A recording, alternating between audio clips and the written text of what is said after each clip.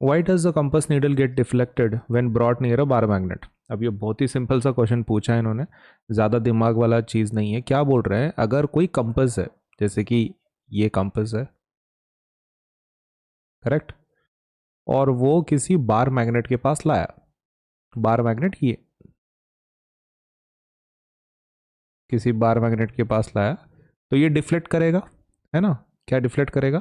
इसके अंदर की जो वो नीडल है वो डिफ्लेक्ट करेगी, सही है, डिफ्लेक्ट करेगी। तो ये पूछ रहे क्यों, वाई? तो बहुत ही आसान है। अब डिफ्लेक्ट क्यों होगा? Because it is getting affected by हूँ, it is getting affected by this bar magnet. ये बार मैग्नेट इसको अफेक्ट कर रहा है, राइट? और बार मैग्नेट का क्या रिस्पॉन्सिबल है इस चीज के लिए? बार मैग्नेट इस कंपास पे मैग्नेटिक फोर्स एग्जर्ट कर रहा है, एग्जर्ट कर रहा है, मैग्नेटिक फोर्स एग्जर्ट कर रहा है, जिसकी वजह से वो डिफ्लेक्ट हो रहा है। बस इतना सा रीजन लिखना है ना? It's so simple. क्या रीजन लिखेंगे? लेकिन आपको ये भी तो बताना पड़ेगा कि कंपास के अंदर भी एक कंपास के अंदर भी क्या होता है, मैग्नेट ही होता है, राइट? तो वो बोलेंगे हम लोग कंपास, कंपास नीडल। एक तो कंपास बोलो, कंपास नीडल बोलो, है ना? Compass needle is itself a magnet, ठीक है।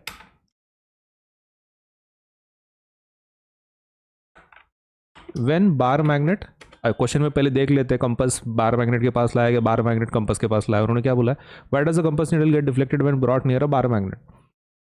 ओके ठीक है, तो कंपास नीडल बार मैग्नेट के पास लाया, तो when compass needle is brought near bar magnet, bar magnet exerts कौन सा force? Magnetic force on the needle in the compass, hence it gets deflected, hence it gets deflected. What gets deflected? The needle in the compass gets deflected. हो गया, इतना ही लिखना है। Next, draw magnetic field lines around a bar magnet. तो ये समझाने जैसा क्वेश्चन नहीं है, स्ट्रेट फॉरवर्ड आंसर है इसका। बुक में डायग्राम दी गई है, बस आपको क्या करना है, उसको उसको बस ये करना है, कॉपी करना है, राइट? तो बुक में डायग्राम सीधा सीधा दिया गया है, बस आप इसको कॉपी कर लो। तो field lines 12.4 field lines around बार मैग्नेट, तो बार मैग्नेट का फील्ड लाइंस पूछे तो वही निकालना है आपको। इसमें सिर्फ एक चीज़ आप ध्यान में रखें, नॉर्थ एंड साउथ तो आप निकालोगे, ठीक है ना? लेकिन आप यहाँ पे थोड़ा सा ध्यान दो, ये जो डिस्टेंस है ना, ये वाला, इसमें आप कुछ नोटिस कर रहे हैं? डिस्टेंस इंक्रीज हो रहा है ना? The distance is keeping on increasing. मतलब यहाँ पे मैं उसको नंबर दे दूँ, अगर D1 D2 D3 D4, तो D4 बहुत बड़ा लग रहा है ना? D4 D3 D2 D1, same on this side, मतलब ये छोटा, फिर डिस्टेंस बड़ा हो रहा है, फिर डिस्टेंस बड़ा हो रहा है, फिर डिस्टेंस ज़्यादा और बड़ा हो रहा है। एंड ये होना भी चाहिए, डायग्राम में दिखना चाहिए ये। And why this is so important? क्योंकि इसके वजह से हमको ये पता चलता है कि वो स्ट्रॉन्ग मैग्नेटिक फील्ड है कि वीक मैग्नेटिक फील्ड है ना? Distance between the magnetic field lines tells you the strength of the magnetic field. तो ये बहुत ही इंपॉर्टेंट है, स्ट्रांग है कि वीक मैग्नेटिक फील्ड है, ये पता चलता है। उसकी वजह से डायग्राम में ये डिस्टेंस ऐसा मेंटेन करना बहुत ज़रूरी है। तो जब आप ये निकालोगे बार मैग्नेट ऐसा, इसको नॉर्थ ले लिया, इसको साउथ ले लिया सपोज, तो जब आप सर्कल निकालोगे ना, सपोज ये मेरा फर्स्ट सर्कल है, ये सेकंड कर्व है, ठीक है? तो जो डिस्टेंस है ना, the distance should keep on increasing, right? The distance should keep on increasing. अगर अब वो इंक्रीजिंग सेंस में नहीं है, सपोज अगर वो इंक्रीजिंग सेंस में नहीं है, तो फिर वो निकालने का मतलब नहीं है, मतलब देन यू आर मतलब टेक्निकली रॉन्ग। तो वैसा नहीं होना चाहिए अपना। टेक्निकली कैसा ना, साइंस का पेपर है, तो technically we should be very much correct. तो डिस्टेंस कैसा करना चाहिए, आपने बढ़ाना चाहिए इस प्रकार से। सो तभी जाके वो ऑथेंटिक डायग्राम माना जाएगा, नहीं तो नहीं माना जाएगा। बाकी ये तो कर्व है ही है ना? और ये इसको आप ये कर सकते हैं, डायरेक्शन बता सकते हैं, राइट? नॉर्थ टू साउथ, मतलब ऐसा।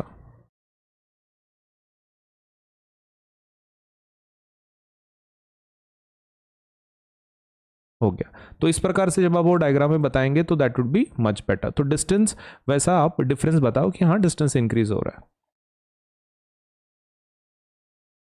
ओके, नेक्स्ट क्वेश्चन देख लेते हैं। List the properties of magnetic field lines. तो ये मैग्नेटिक फील्ड लाइंस, इनके प्रॉपर्टीज बताओ। देखो, पहला प्रॉपर्टी तो डायरेक्शन के बारे में है ना।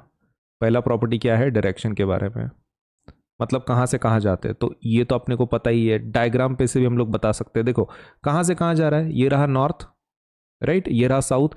तो नॉर्थ से साउथ की तरफ जा रहा है, लेकिन कहाँ? Outside. Outside the magnet the direction is north to south. और इनसाइड, इनसाइड देखो, अगर मैं वो लाइन को कंटिन्यू करूँ अंदर से, तो ऐसा ऐसा जा रहा है नो। तो मतलब मैग्नेटिक फील्ड का डायरेक्शन साउथ से नॉर्थ है, साउथ से नॉर्थ है। नॉर्थ से साउथ कहाँ पर है? Outside the magnetic field, outside the magnet, and inside the magnet it is from south to north. Correct, पहला डायरेक्शन के बारे में। सेकेंड चीज हम लोग बात करेंगे शेप के बारे में। What kind of shape do they have? तो बेसिकली स्ट्रेट लाइन तो है नहीं, है ना। क्या ये स्ट्रेट लाइन है? नहीं है। तो इसको क्या बोलेंगे? कर्व्ड। कैसी है? कर्व्ड है। तो डेफिनेटली एक शब्द तो मिल गया हमको, शेप डेफिनेटली कर्व्ड है। लेकिन क्या वो कर्व बंद है? मतलब उसका स्टार्टिंग और एंडिंग पॉइंट बंद है क्या? अब जैसे कि आप देख सकते हैं यहां पर, ये जो कर्व है यहां पे जो निकाला है, तो ये ऐसा पूरा गोल है, मतलब उसका स्टार्टिंग पॉइंट और एंडिंग पॉइंट कनेक्टेड है। तो इसको हम लोग क्या बोलेंगे? Closed curve. इसको क्या बोलेंगे? क्लोज्ड। क्लोज्ड का मतलब क्या होता है? स्टार्टिंग और एंडिंग पॉइंट कनेक्टेड है। और कर्व का मतलब क्या है? कर्व मतलब not a straight line, right. इसका कर्व का मतलब क्या होता है? Not a straight line. Curve close का मतलब क्या है? स्टार्टिंग एंडिंग पॉइंट कनेक्टेड है। तो शेप कैसा हो गया? Closed curve. तीसरा पॉइंट, जितना ये पास में होते हैं, राइट, जितना पास में होते हैं, फॉर एग्जांपल अगर हम यहाँ की बात करें, यहाँ की बात करें, देखो यहाँ पे लाइंस बहुत ही पास में है, right, they are very close, the lines are super close. अगर क्लोज हैं तो इसका मतलब ये है कि वो स्ट्रॉन्ग मैग्नेटिक फील्ड है, राइट। जब लाइंस पास में होती है तो उसका मतलब क्या होता है? स्ट्रॉन्ग मैग्नेटिक फील्ड है। लेकिन अगर डिस्टेंस ज़्यादा है, जैसे कि यहाँ पे आप देख सकते हैं डिस्टेंस कुछ ज़्यादा ही है लाइंस के बीच में, तो उसका मतलब है वो वीक मैग्नेटिक फील्ड है। तो वो भी है, स्ट्रेंथ पता चलता है ना। मैग्नेटिक फील्ड लाइन से स्ट्रेंथ भी पता चलता है, क्लोज अगर है तो स्ट्रांग, दूर अगर है तो वीक। फोर्थ है, देखो यहाँ पे दिख रहा है कि कोई भी लाइन एक दूसरे को इंटरसेक्ट कर रही है, नहीं कर रही है ना। यहाँ पे आप देख सकते हैं कोई भी लाइन, अब जैसे कि ये लाइन इसको इंटरसेक्ट नहीं कर रही है, तो दैट इज अनदर प्रॉपर्टी कि these lines do not cross each other, do not cross each other, या फिर intersect each other, do not cross each other. तो बस इसी पॉइंट्स को हम लोग को क्या करना है? सेंटेंस के फॉर्म में लिखना है, मस्त एकदम। इसका फॉन्ट साइज बढ़ा देता हूं मैं। तो पहला प्रॉपर्टी क्या है भाई? The first property is super simple, that magnetic field line का डायरेक्शन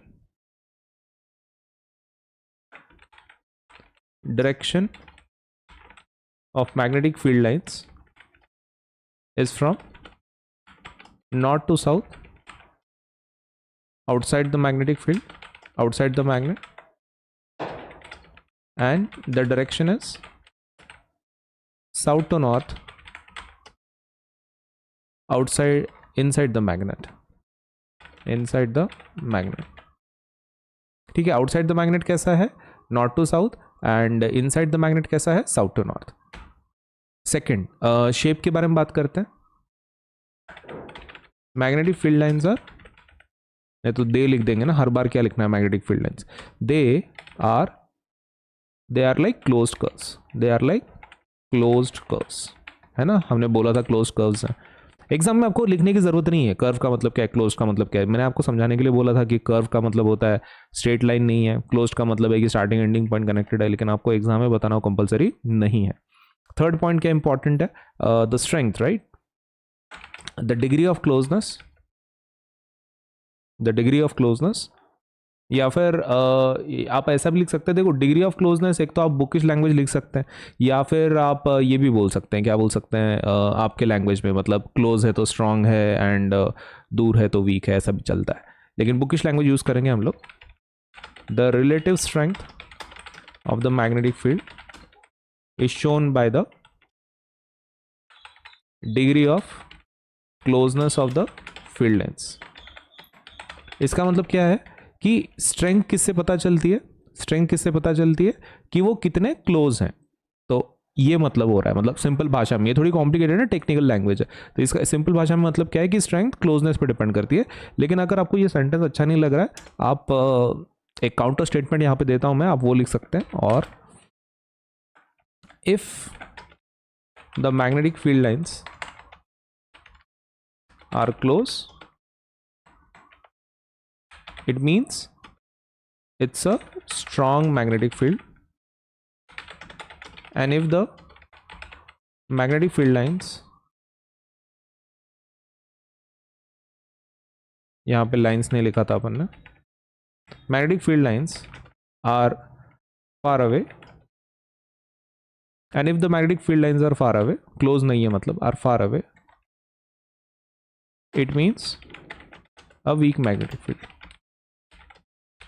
देखो ये अपने भाषा में लिखा हुआ है, राइट, मतलब like own language understanding based, तो इसके लिए भी आपको फुल मार्क्स मिल जाएंगे। आपको ऊपर का लिखना है ऊपर का लिखो, तो ये दूसरा वाला पॉइंट लिखना है तो वो लिख दो, दोनों में से एक, दोनों लिखने की जरूरत नहीं है, नहीं तो कुछ बच्चे वैसे भी रहते हैं कि सर दोनों पॉइंट लिखा तो फिर फुल डबल मार्क मिलेंगे क्या। तो फिर से बता दूं, अपने रिलेटिव वहाँ पे नहीं बैठे, चाचा नहीं बैठे कि 2 पॉइंट लिख दोगे तो एक्स्ट्रा पॉइंट एक्स्ट्रा मार्क मिल जाएंगे, है ना। लास्ट का एक पॉइंट लिख देते हैं, क्या, magnetic field lines, magnetic field lines do not cross each other, cross या फिर इंटरसेक्ट each other। हाँ तो हो गया। So these are 4 properties of magnetic field lines. Magnetic field lines के ये 4 प्रॉपर्टीज हो गए। Following are the properties of magnetic field lines. Okay, तो ये हो गया हमारा complete answer. Why don't two magnetic field lines intersect each other? अब ये काफ़ी इंटरेस्टिंग क्वेश्चन है, मैं आपको पहले समझा देता हूँ मतलब लॉजिक इसका, फिर हम लोग उसको स्टेटमेंट के फॉर्म में लिखेंगे। तो ये क्या बोल रहे हैं कि 2 मैग्नेटिक फील्ड लाइंस क्रॉस नहीं करती हैं, इंटरसेक्ट नहीं करती हैं एक दूसरे को, सही है, एकदम ट्रू। तो ऐसा तो होता ही नहीं है, correct. 2 magnetic field lines intersect each other, तो इंटरसेक्ट होते ही नहीं। तो ये पूछ रहे हैं क्यों, ऐसा क्यों, मतलब होते नहीं ठीक है, लेकिन वो जानना चाहते हैं क्यों। देखो एक सिंपल सा उसके मतलब, they want us to explain how it is not possible. Why का मतलब ऐसा नहीं है कि आपको बताना है कि भाई एग्जैक्टली इंटरसेक्ट क्यों नहीं होते। तो अब इसका जवाब हम लोग ऐसे तो नहीं लिख सकते, भाई नहीं होते तो नहीं होते, उसमें क्या, we have to explain it why. तो देखो अगर मान लो ये डायरेक्शन है, सपोज ये मैग्नेटिक फील्ड लाइंस है, एक काम करता हूं मैं अलग अलग कलर से बताता हूं so that you can understand. एक गोल्डन कलर का लेता हूं मैं, सपोज ये एक मैग्नेटिक फील्ड है, right, this is magnetic field 1 और ये मेरी मैग्नेटिक फील्ड 2 है, राइट। एक गोल्डन कलर में, येलो कलर में, एक पिंक कलर में। अभी इसका मतलब क्या है कि ये ऑरेंज, ये जो मेरा येलो कलर गोल्डन कलर का है, इसका मतलब ये है कि ये बोल रही है नॉर्थ डायरेक्शन ऊपर है, सही है। फिलहाल वो इंटरसेक्ट हो रहे कि नहीं पहले वो चेक करो।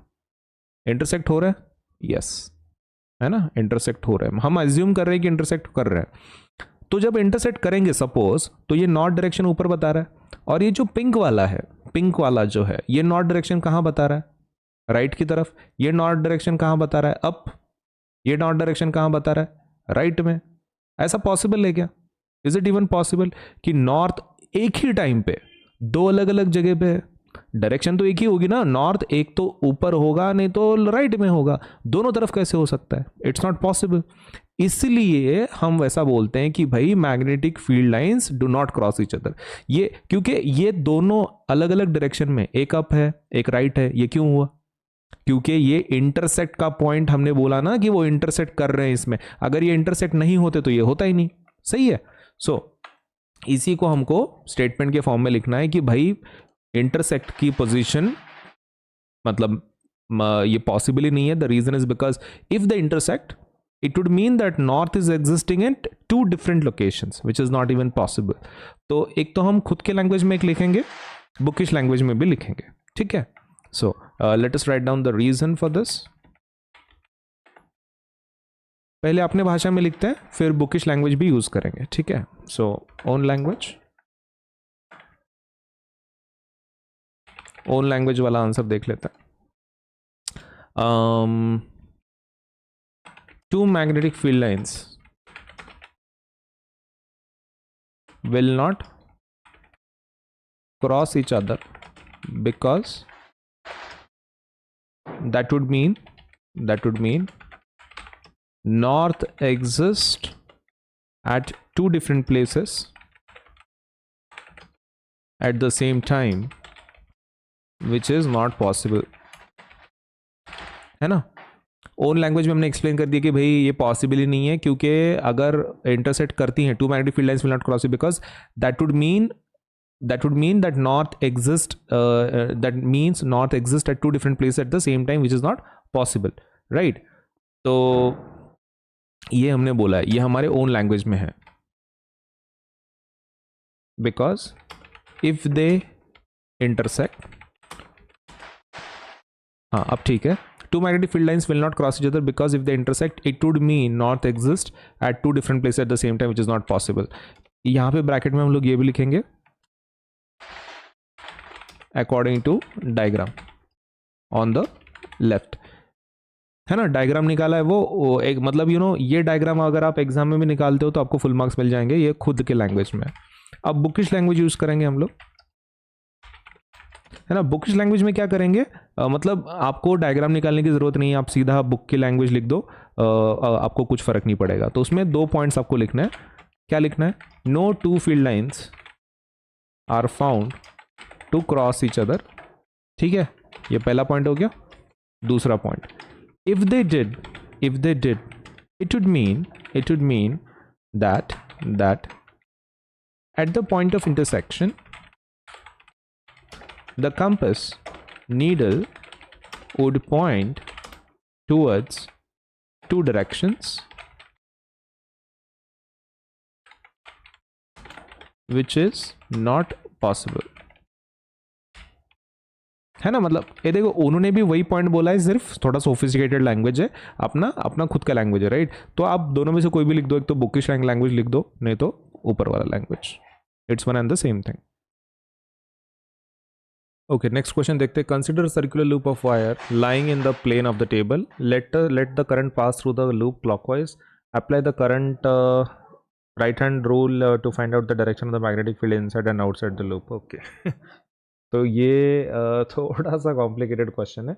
एक्चुअली क्वेश्चन आसान है, लेकिन इमेजिन करने में थोड़ा सा डिफिकल्टी जा सकता है बहुत सारे बच्चों को. एक काम करते हैं, let us make a figure first. इसका फिगर बनाते हैं, उसके सिवा हमको समझ भी नहीं आएगा. तो एक एक्चुअल टेबल लेते हैं, है ना. Let us take one actual table. Okay, ये रहा एक्चुअल टेबल, ले लिया मैंने, राइट. अभी ये एग्जाम में लिखना ज़रूरी नहीं है, मतलब कैसा ना, आपको वो खाली क्वेश्चन पूछ रहे कि आप आइडेंटिफाई करो कि भाई डायरेक्शन कैसा होगा इनसाइड, मतलब inside and outside the loop कैसा होगा, बस आपको इतना आइडेंटिफाई करना है. तो ये आपको समझाने के लिए मैं डायग्राम निकाल रहा हूँ, ये निकालना कंपलसरी नहीं है, आपको बस एक्सप्लेन करना है. तो इसके ऊपर मैं सबसे पहले, यार कलर कौन सा अच्छा लगेगा इसके ऊपर, एक काम करते हैं, रेड निकाल लेते हैं. रेड दिखता है क्या इसके ऊपर? ओके, वाइट अच्छा दिखेगा, है ना. नीचे से रेड निकाल लेंगे, नीचे की टाइल नहीं, उस पर भी टाइल के ऊपर भी वाइट अच्छा लग रहा है. चलो ठीक है, तो एक सर्कल चाहिए हमको, राइट. तो लेट अस हैव दैट, एक सर्कल निकाल लेते हैं.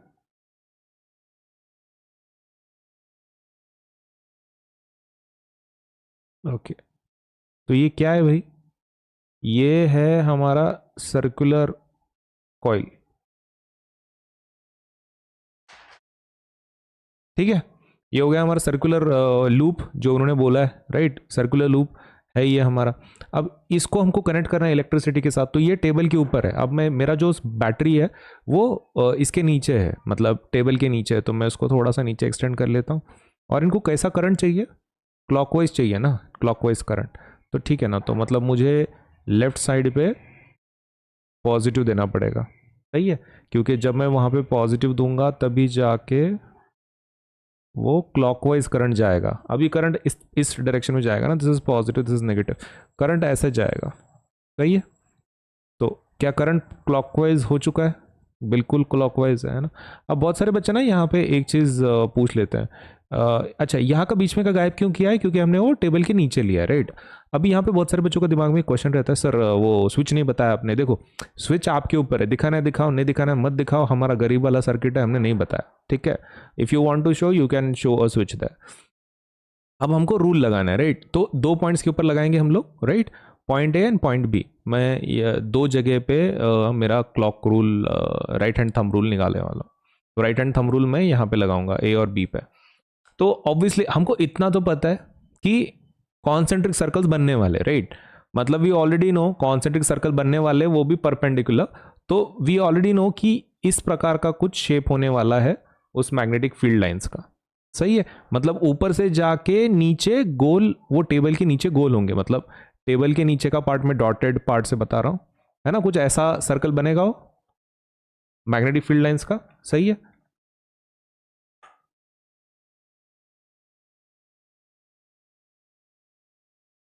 मैं दो ही बता रहा हूं यहां पे जस्ट फॉर आवर अंडरस्टैंडिंग।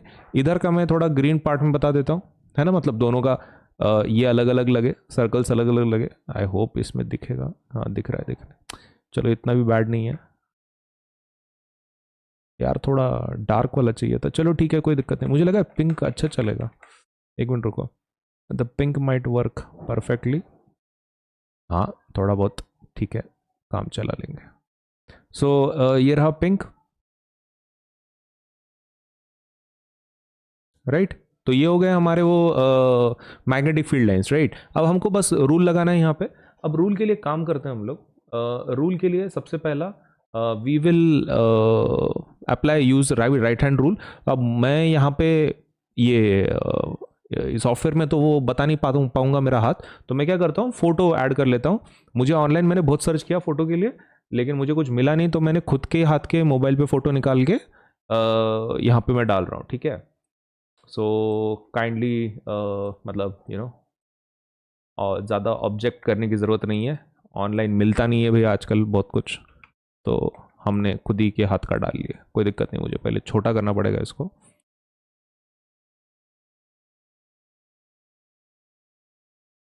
अरे कितना बड़ा हाथ है भाई, हाथ बड़ा नहीं है, फोटो बड़ा है। ओके तो इसको मैं थोड़ा छोटा कर लेता हूँ so that you can understand. हाँ ठीक है। अभी यहाँ पे हम लोग लगाएंगे पॉइंट ए पे राइट हैंड थंब रूल। ये मेरे राइट हैंड का फोटो है, तो आप देख सकते हैं यहाँ पे करंट मेरा किधर जा रहा है, ऊपर जा रहा है, right. So this is my current direction, ये मेरा करंट का डायरेक्शन है, सही है, मेरा करंट का डायरेक्शन है। और यहाँ पे magnetic field lines curled finger के थ्रू पता चलता है। तो मेरे कर्ल्ड फिंगर्स का डायरेक्शन क्या है, what is the direction curled fingers का, ऐसा है। व्हाट इज दिस, क्लॉकवाइज, है ना, व्हाट इज दिस, क्लॉकवाइज। तो यहाँ पे मुझे क्लॉकवाइज डायरेक्शन बताना पड़ेगा, सही है। क्लॉकवाइज डायरेक्शन होगा ऐसे, this would be the direction of my magnetic field lines.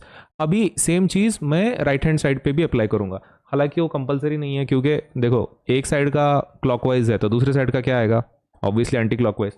लेकिन फिर भी कुछ बच्चे क्या रहते हैं, सर लेकिन करके बताओ, ठीक है तो करके ही बताते हैं, ठीक है। अब फिर से ये मेरा ही हाथ है तो थोड़ा छोटा कर लेते हैं इसको। Actually I was trying to find such photos online, लेकिन हाथ के ऐसे थंब को ये करके फोटो नहीं है भाई ऑनलाइन अवेलेबल। क्या करें, गरीबी बहुत है, इंटरनेट है, लेकिन फिर भी फोटो की गरीबी बहुत ज़्यादा है। ओके ठीक है, तो ये रहा मेरा हाथ, राइट।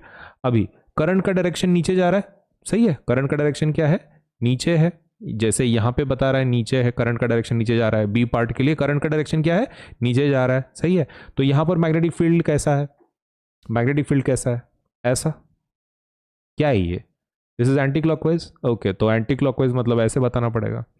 देखो मैंने तुमको बोला था निकालने की ज़रूरत नहीं है, उधर का क्लॉकवाइज आया तो इधर का एंटी क्लॉकवाइज होगा, लेकिन फिर भी आपके तसल्ली के लिए बता दिया मैंने। अभी देखो ये आपको बस अभी इसमें क्या पूछ रहे वो देख लो। अभी आई होप डायग्राम से ये समझ में आ गया होगा आपके डायरेक्शन कैसे जा रहे हैं। Find out the direction of magnetic field inside and outside the loop, right. Outside part कौन सा है, आउटसाइड पार्ट मतलब ये वाला, right. Let me just show you, outside मतलब ये है, ये बाहर का जो पार्ट है, वहां पे डायरेक्शन कैसा है, मतलब टेबल के अंदर से बाहर निकल रहा है कि बाहर से अंदर टेबल के अंदर जा रहा है। और इनसाइड मतलब कौन सा है, इनसाइड मतलब ये पार्ट, लूप का इनसाइड पार्ट मतलब कौन सा है, ये वाला जो बीच वाला पार्ट है उसको इनसाइड पार्ट बोल रहा है। तो इनसाइड में कैसा है, ये मैग्नेटिक फील्ड, यहां पे आप देख सकते हैं ये जो मैग्नेटिक फील्ड है कहां जा रहा है, ये टेबल के अंदर जा रहा है ना। इनसाइड, इनसाइड की अगर हम लोग बात कर रहे हैं तो मैग्नेटिक फील्ड लाइन कहां जा रही है, टेबल के अंदर जा रही है। और बाहर का, बाहर का टेबल के अंदर से बाहर निकल रही है ना। आउटसाइड जो है, आउटसाइड जो है, आउटसाइड टेबल के नीचे से जाके ऊपर जा रही हैं, सही है। तो यही हमको स्टेटमेंट के फॉर्म में लिखना है भाई। Same thing we have to write this in statement form. क्या लिखेंगे,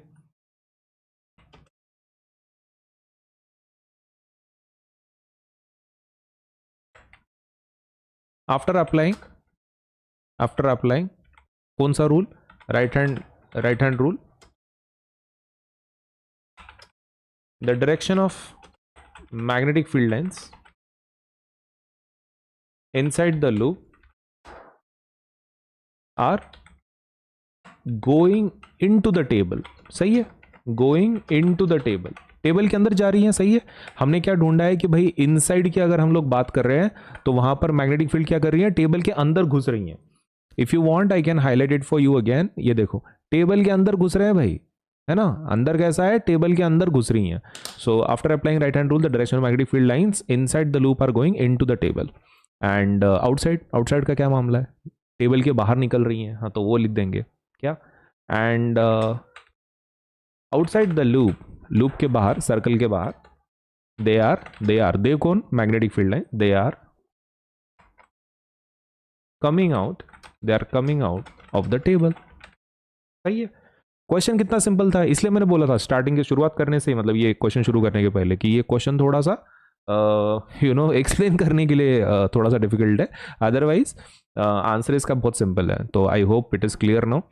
inside the table, inside the loop, table के अंदर जा रहा है, outside the loop they are coming out of the table. Okay, next question is the magnetic field in a given region is uniform. Draw the diagram to represent it. तो uniform magnetic field के लिए diagram निकालो, ऐसा बोल रहे हैं। देखो it is not a big problem. अब यहाँ पे दो सॉल्यूशंस हैं, there are two solutions for this. Either आप सोलेनॉइड का बताओ या फिर सिंपल डायग्राम बताओ, मतलब मैग्नेटिक फील्ड लाइंस का, या फिर आप कोई बार मैग्नेट के अंदर भी ये बता सकते हैं। तो there are different ways in which this question can be answered. सबसे पहला मैं बुक का एक बार बता देता हूँ, राइट। मैंने बुक का कौन सा डायग्राम यहाँ पे निकालने के लिए बोला है, सोलेनॉइड का, क्योंकि सोलेनॉइड में यूनिफॉर्म मैग्नेटिक फील्ड मिलता है। आई होप आपको इतना तो पता होगा यूनिफॉर्म मैग्नेटिक फील्ड का मतलब क्या होता है, मतलब पैरेलल लाइंस है, राइट। यूनिफॉर्म का मतलब क्या है कि भाई डिस्टेंस जो है लाइंस के बीच में का वो सेम है, डिस्टेंस जो है लाइंस के बीच में का सेम है। ऐसे मैग्नेटिक फील्ड को हम लोग क्या बोलते हैं, यूनिफॉर्म मैग्नेटिक फील्ड। एंड इसका ये क्या होता है इंपॉर्टेंस, को यूनिफॉर्म क्यों बोलते हैं, क्योंकि आप कहीं पर भी मैग्नेटिक फील्ड का स्ट्रेंथ अगर चेक करते हैं, मान लो यहाँ पर पॉइंट ए, पॉइंट बी है, पॉइंट सी है, पॉइंट डी है, कहीं पर भी आप मैग्नेटिक फील्ड चेक करो, the strength will be same. उसका यूनिफॉर्म क्यों बोलते हैं उसको, because anywhere inside that magnetic field the strength will be same, ये उसका मतलब होता है। तो ईदर, अब यहां पे डायग्राम निकालना है ना, तो एक काम कर सकते हो, एक तो आप ये सोलेनॉइड का डायग्राम निकालो, ठीक है ना, ये एक सॉल्यूशन है मेरा ये डायग्राम निकालो और फिर यहां पे पॉइंट आउट करो कि ये रही यूनिफॉर्म मैग्नेटिक फील्ड, राइट। ये ऐसा पॉइंट कर दो, क्योंकि यही पैरेलल लाइंस है, इन्हीं को हम लोग यूनिफॉर्म मैग्नेटिक फील्ड बोलते हैं। एक तो तुम ऐसे डायग्राम निकाल के बताओ। अदर सॉल्यूशन क्या है, अदर सॉल्यूशन इज आप खाली स्ट्रेट लाइन निकालो। अदर सॉल्यूशन क्या है, आप खाली स्ट्रेट लाइन निकालो ऐसे। ये एक हो गया, ये दो हो गया, तीन हो गया, कितने निकालने हैं, 4-5 निकाल लो, सफिशिएंट है, ठीक है। डिस्टेंस सेम है सभी लाइंस के बीच में का, बस। अभी यहां पर एरो बता दो, एरो बताना बहुत इंपॉर्टेंट है। लाइंस कहां से कहां जाती हैं भाई, क्योंकि मोस्टली ये हम इनसाइड की बात कर रहे हैं, है ना। ये यूनिफॉर्म मैग्नेटिक फील्ड कहां मिल रहा है हमको, इनसाइड द सोलेनॉइड मिल रहा है ना, इनसाइड द सोलेनॉइड। अगर इनसाइड की बात चल रही है तो फिर भाई मैग्नेटिक फील्ड लाइन साउथ से नॉर्थ की तरफ जाती है ना। साउथ से कहां जाती है, नॉर्थ की तरफ। तो हमको यहां पर साउथ बताना पड़ेगा और यहां पे नॉर्थ बताना पड़ेगा। I hope you are understanding this. उल्टा क्यों बताया, देखो यूनिफॉर्म मैग्नेटिक फील्ड मैग्नेट के अंदर मिलता है, और अंदर मैग्नेट के अंदर डायरेक्शन क्या होती है, साउथ से नॉर्थ। तो दिस डायग्राम इज करेक्ट। और यहां पर हो गया। अगर आपको ये लेबल करना है तो आप लेबल कर सकते हैं कि भाई ये मैग्नेटिक फील्ड लाइंस है, हो गया, दिस इज योर आंसर, ठीक है। ये आपका आंसर हो गया। इस तरीके से आपको बताना है तो आप बता सकते हैं। अब इसके अलावा कोई ऑप्शन है क्या? तो yes, there is one third diagram which you can draw. और एक ऑप्शन है, ये आप एक डब्बा निकालो, एक दूसरा डब्बा निकालो। ये डब्बे क्या हैं? दीज आर मैग्नेट्स, ठीक है। एक को नॉर्थ बोल लो, एक को साउथ बोल लो, और बस वो जो लाइन थी वो लाइन इसके बीच में ड्रॉ कर लो। कौन सी लाइन? अपनी इसकी स्ट्रेट लाइन, मतलब ऐसे ज्वाइन कर लो, बस हो गया। तो ये ऐसे 2-3 ड्रॉ कर लो सेम डिस्टेंस पे, और आपका काम हो जाता है। और एरो निकाल लो, हो गया। ये हो गया आपका uniform magnetic field. If you want you can put name there, it's uniform magnetic field. तो तीनों डायग्राम में से जो भी डायग्राम आपको इजी लग रही है आप वो निकाल के एग्जाम में फुल मार्क्स ले सकते हैं।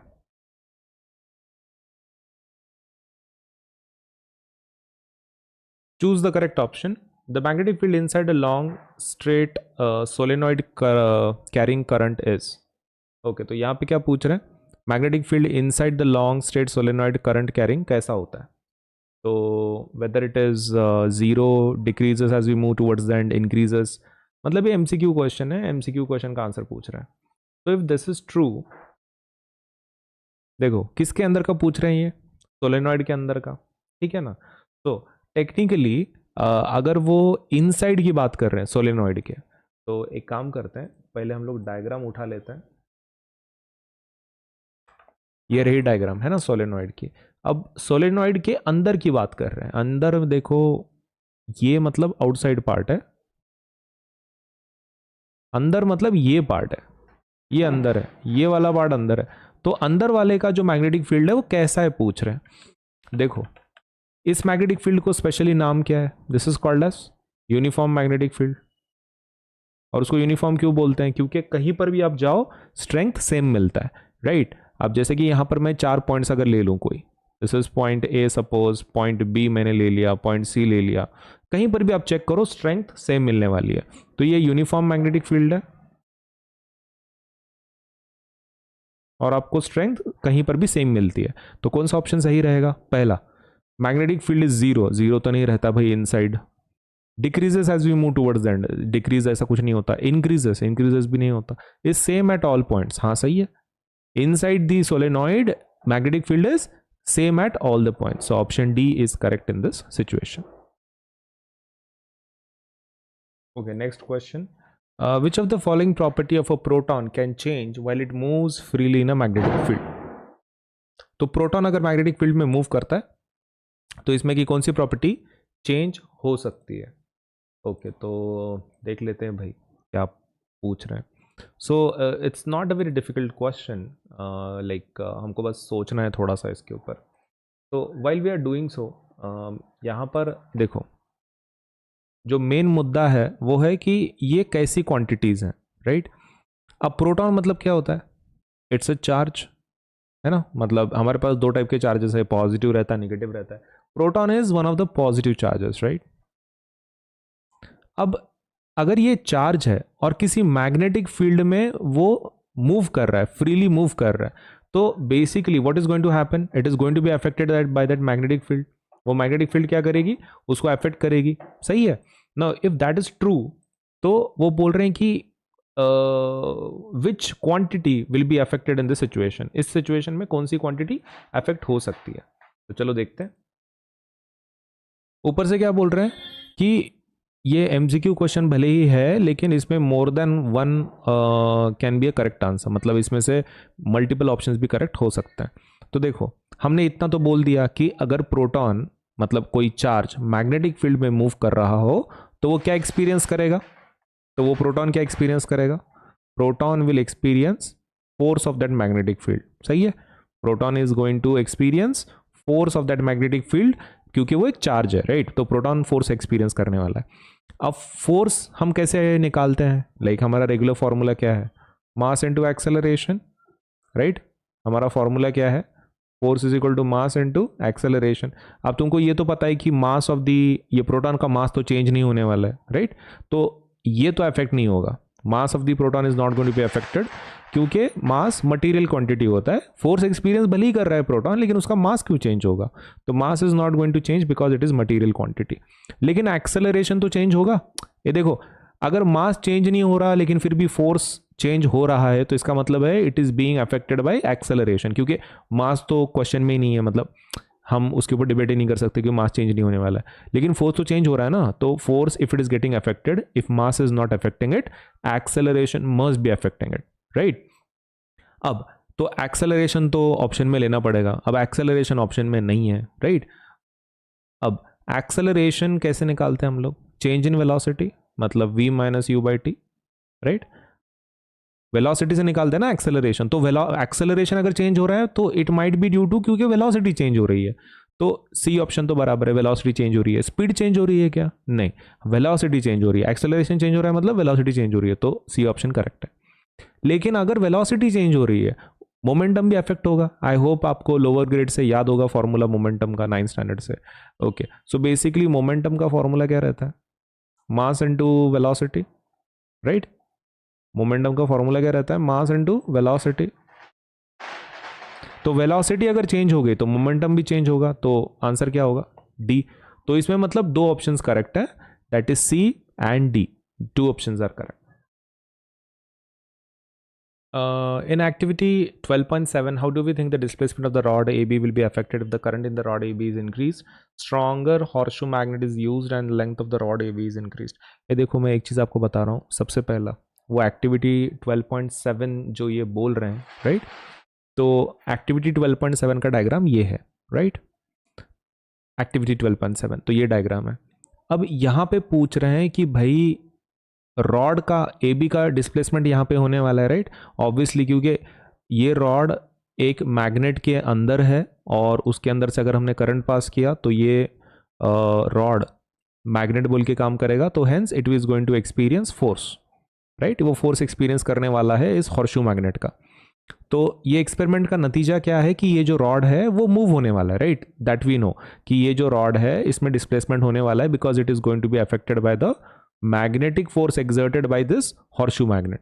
अब क्वेश्चन देखते हैं। ये बोल रहे हैं अगर करंट रॉड ए बी में बढ़ाया, क्या किया उन्होंने? इस रॉड का करंट बढ़ाया तो क्या फर्क पड़ेगा? मतलब like what is going to change if we increase the current in the if we increase the current in the rod? देखो, अगर आप करंट को इंक्रीज करते हो, राइट, तो आपका मैग्नेटिक फील्ड क्या होगा? बढ़ेगा, राइट? तो करंट अगर आपने इंक्रीज किया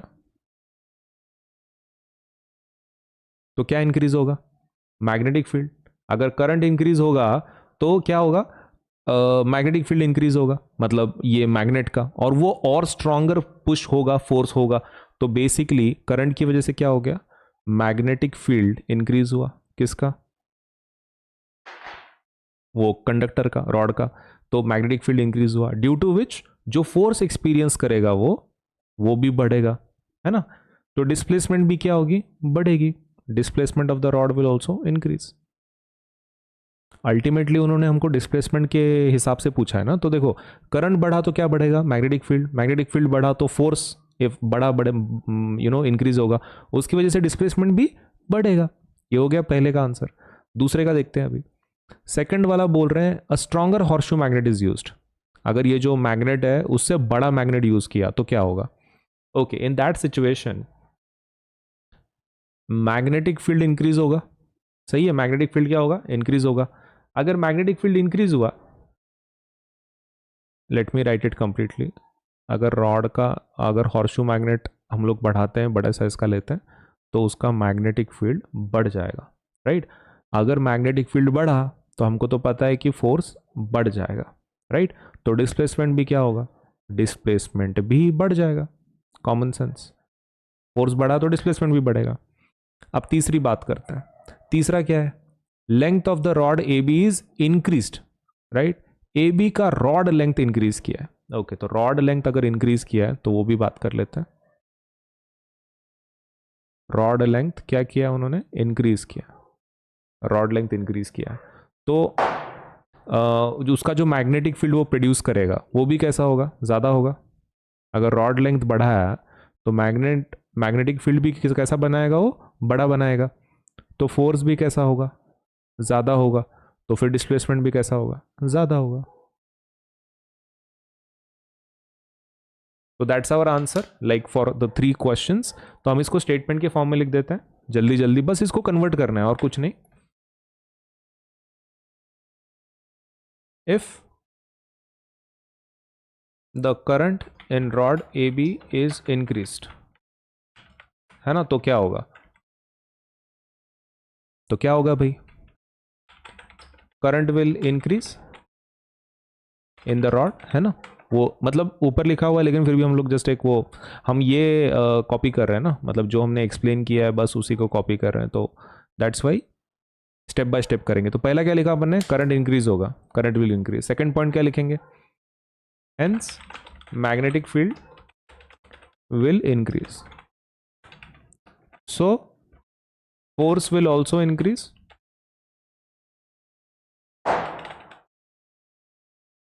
hence displacement will also increase। Her bar also लिखने की जरूरत नहीं है, आप सिर्फ इंक्रीज लिखा भी चलेगा। Hence magnetic field will increase, so force will also increase, hence displacement also increase. ये हो गया कॉमन सेंस। अब बात करते हैं सेकंड वाले पार्ट की, उसमें क्या किया है, a stronger horseshoe magnet is used. सही है। इसमें लिखेंगे भाई क्या बड़ा है, सेकंड वाला ना।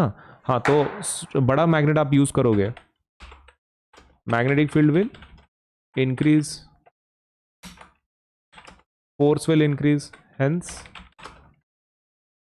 So force will also increase, hence displacement will also increase. सही है। अभी थर्ड बात करते हैं। देखो तो थर्ड में क्या लिखा है, length of the rod A B is increase. तो लेंथ बढ़ा है, लास्ट वाला लिखना है। तो लेंथ बढ़ाया हमने, रॉड लेंथ। भाई यहाँ पे वो मैग्नेट का कुछ बोला ही नहीं हमने। स्ट्रॉन्गर और शू मैग्नेट इज यूज्ड, ठीक है ना। बस कुछ नहीं, वो जस्ट इंक्लूड करने के लिए हमारे आंसर में, और कुछ नहीं। इसको मैं थोड़ा छोटा बना लेता हूँ ताकि आंसर मेरा पूरा बैठ सके इस शीट में।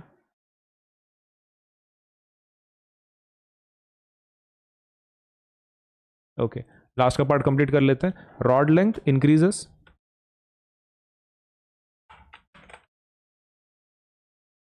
hence magnetic field will also will increase, so force will increase, hence displacement will also increase। मतलब तीनों ही केसेस में डिस्प्लेसमेंट बढ़ा हुआ है। तो ये आप ऐसा एक्सप्लेनेशन लिख सकते हैं, ये डायग्राम निकालने की जरूरत नहीं है, डायग्राम बोला नहीं है उन्होंने। तो इस प्रकार का आंसर एक्सपेक्टेड है।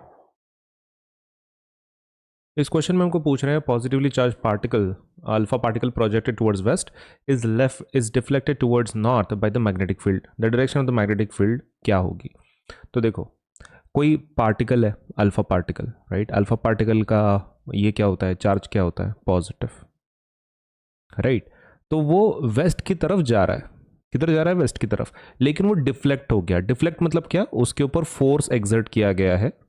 डिफ्लेक्ट मतलब क्या, उसके ऊपर फोर्स एक्सर्ट किया गया है, एंड उसकी वजह से वो नॉर्थ डायरेक्शन में चला गया, right, towards north bye the magnetic field. तो इट्स डिफ्लेक्टेड टुवर्ड्स नॉर्थ। ये नॉर्थ मतलब क्या है, ये एक्चुअली आपका फोर्स का डायरेक्शन है।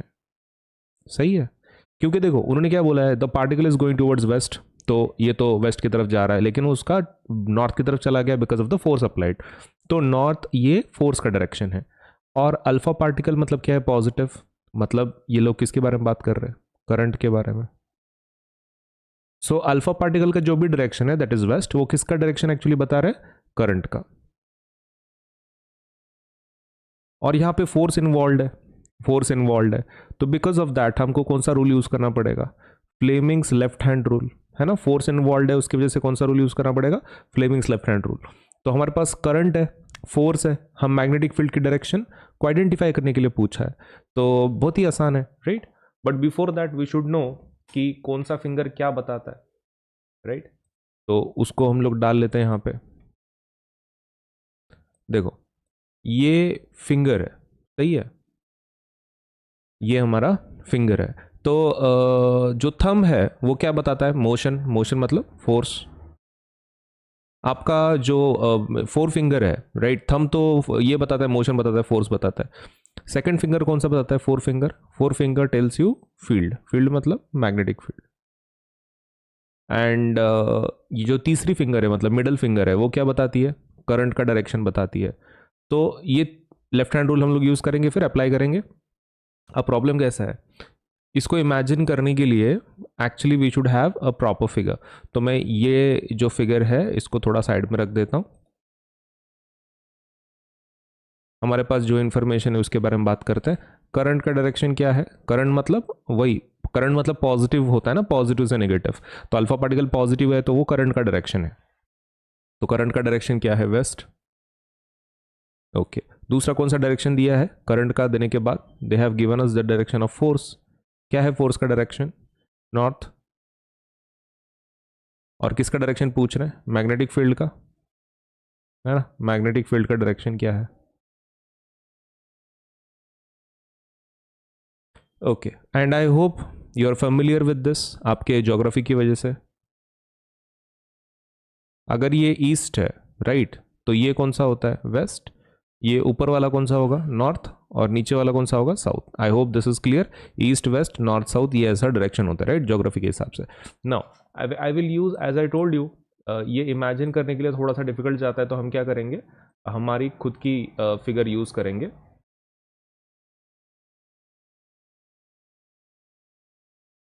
ओके, तो मैं खुद का ही यहाँ पर हाथ यूज कर रहा हूँ सो दैट यू कैन, क्योंकि कैसा है ना, वो डायग्राम के साथ जो बुक की है I won't be able to explain it properly, तो इसको हम लोग थोड़ा सा इस तरीके से इमेजिन करेंगे। देखो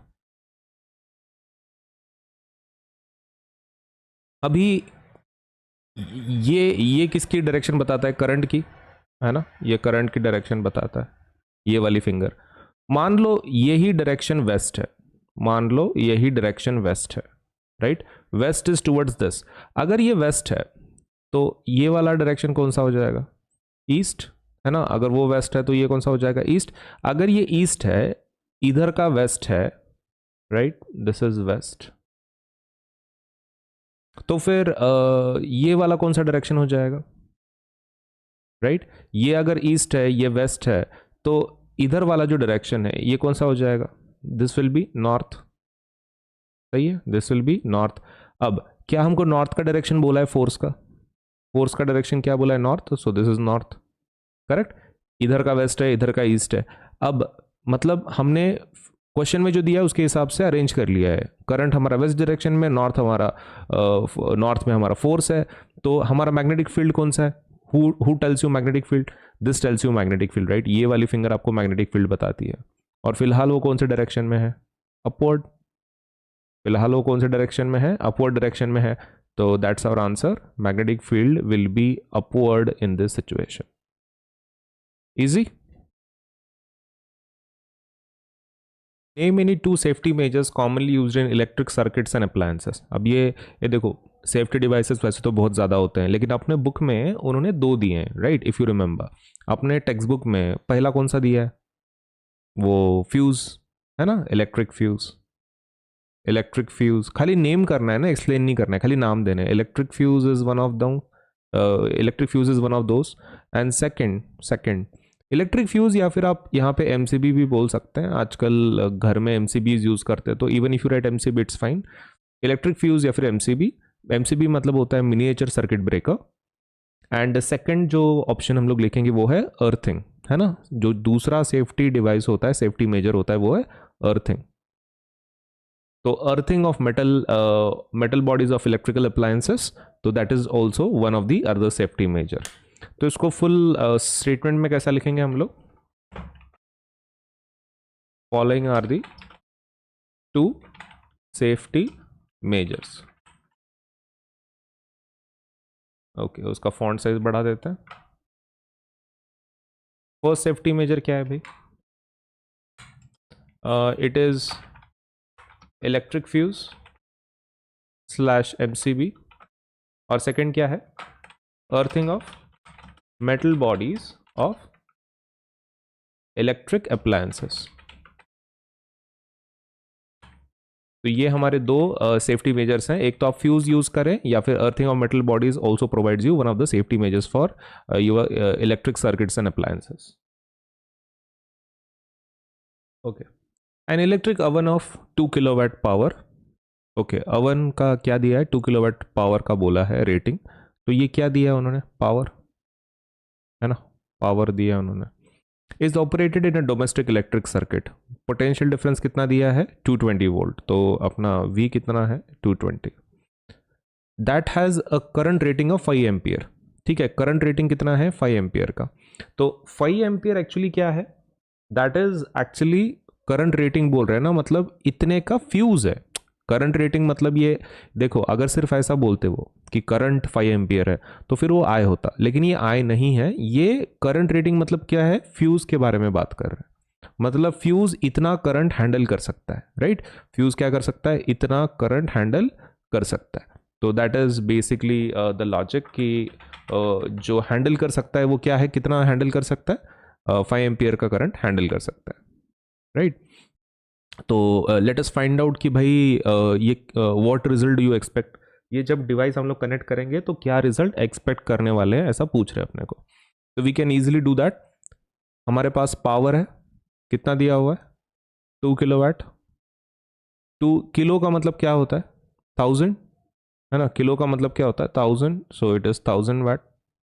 सो भाई पावर कितना आ गया हमारा? 2 इंटू 1000। पावर कितना है? 2 इंटू 1000। एंड वोल्टेज कितना है? वोल्टेज इज गिवन एज 220, है ना? वोल्टेज कितना है? 220 वोल्ट है। अभी करंट निकालेंगे, फिर हमारा फॉर्मूला क्या है? P is equal to V है, करेक्ट? सो करंट का वैल्यू क्या होगा? That will be P by V। P कितना है आपका? That is 2 into 1000 divided by voltage. Voltage कितना है? 220। तो that will be 0 0 cancel, right? 2 1 जा 2 11 जा, तो कितना आ रहा है ये? That is 100 by 11। कितना आता है ये? This is going to come out as 11 9 जा 99, 1 बचा 10, तो 0, तो बेसिकली 100, दैट इज 9 जा, तो 9.09 एम्पियर ये करंट खींचने वाला है ये डिवाइस। देखो, पावर 2 किलोवाट 2 किलोवाट है, वोल्टेज 220 है, ये करंट 9.09 मतलब क्या है exactly? This is the amount of current that the device is going to use. तो ये करंट यूज करने वाला है, मतलब जैसे ही हमने इसको सर्किट में लगाया तो कितना करंट खींचने वाला है ये? 9.09। लेकिन फ्यूज का मैक्सिमम कैपेसिटी कितना है? 5 एम्पियर का। फ्यूज का मैक्सिमम कैपेसिटी कितना है? 5 एम्पियर का। इसका मतलब ये है कि वो 5 एम्पियर के बाद मेल्ट होने वाला है, राइट? 5 एम्पियर के आगे अगर करंट गया सर्किट का तो ये फ्यूज क्या होने वाला है? मेल्ट होने वाला है। फ्यूज मतलब fuse wire. So what can we write down? Current हमारा बहुत ज्यादा है, हमारा फ्यूज खाली 5 एम्पियर तक हैंडल कर सकता है, और ये डिवाइस कितना खींच रहा है? 9.09 एम्पियर खींच रहा है। इसका मतलब ये है कि ये फ्यूज मेल्ट होने वाला है। तो इसको हम लोग स्टेटमेंट के फॉर्म में लिखेंगे। The current drawn by the oven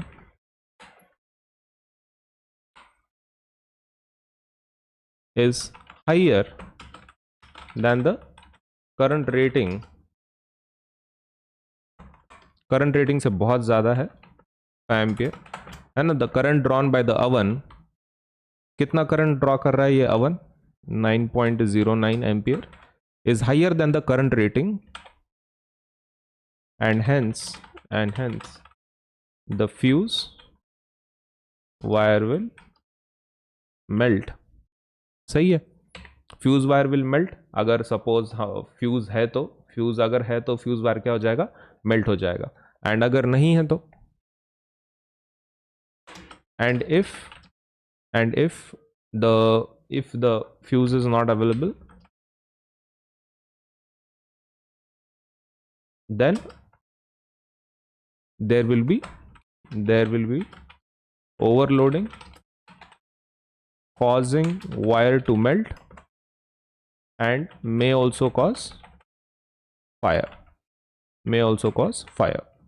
तो भाई हमने क्या लिखा है कि वो फ्यूज वायर मेल्ट हो जाएगा अगर फ्यूज है, तो अगर वो नहीं है तो फिर क्या हो जाएगा, ओवरलोडिंग हो जाएगा, and if the fuse is not available then there will be overloading causing wires to melt and may also cause fire.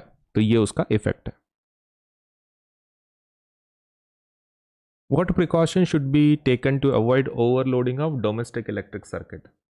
Okay तो देखो प्रिकॉशंस तो बहुत सारे हैं, लेकिन हम क्या करेंगे, जो बुक में है पहले वो लिख देंगे, अगर कुछ एक्स्ट्रा है तो वो भी मैं आपको बता देता हूँ. फॉलोइंग आर द प्रिकॉशंस